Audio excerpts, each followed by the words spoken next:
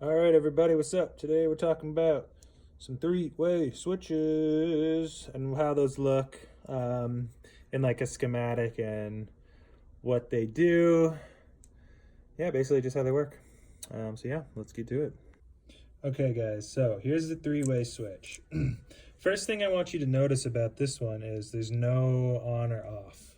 Doesn't matter which way you put it when you're actually putting it into a receptacle or into a wall.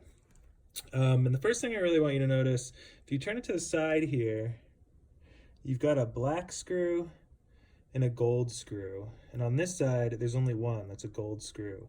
That's how you know that this is a three-way switch.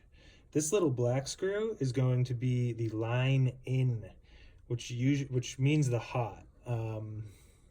It's not always used as the hot, but normally a standard would be the line side coming into here, especially if it's just using three ways, or maybe a single pole and a three-way or something. And then these two are going to be your loads, or your travelers, switch legs. And what I also really want you to notice is there's those two on the top, and then there's this black one on the bottom.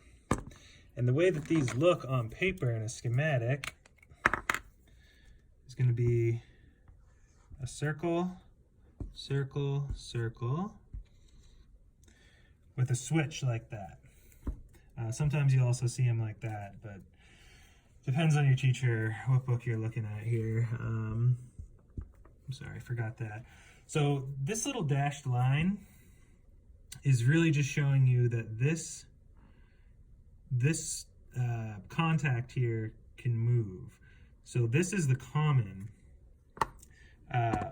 which is your line side, that little guy. So the best way to look at it is you have those two like that, turn it sideways, and then you've got these two contacts here, just like that.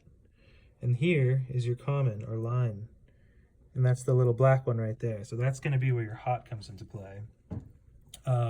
And when you see this on a schematic, this switch is this. It's just this going up and down. That's all that's happening. So what that means is it's switching inside the contacts between what side is being touched by the line side, by the hot, which is carrying current, which brings it to your load sides. So let's say that you have your hot or line in, and that's going to come over, and let's just say this is your source. So that's your source of power, source of current coming in. So that's going to follow, boom, over to that terminal. And this switch determines whether that current is going to travel here or here. So then you would have a connection here and here. So that way you could power something, a load connected here and a load connected here.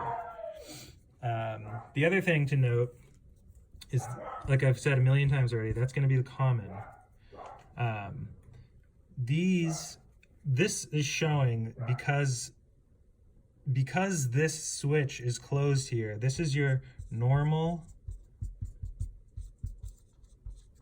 Sorry, my handwriting is really bad. Normally closed. And this is, oops, you're normally open. And that's how it's, this will be abbreviated as NC, this will be abbreviated as NO, and this will be abbreviated common as C. And that's really all there is to know about a three-way switch in and of itself. We'll kind of connect more switches together as time goes on, but this is the simplest way to explain how a three-way switch works. I guess the only thing I didn't notice, or I didn't mention, is this is the yoke. This is where you attach your ground to, but we can talk about that in another video. And these are also pretty light. So you can tell they're not GFCI, nothing special about them. Really light, real cheap. Okay, that's it. If you found this video helpful, let me know. Appreciate it.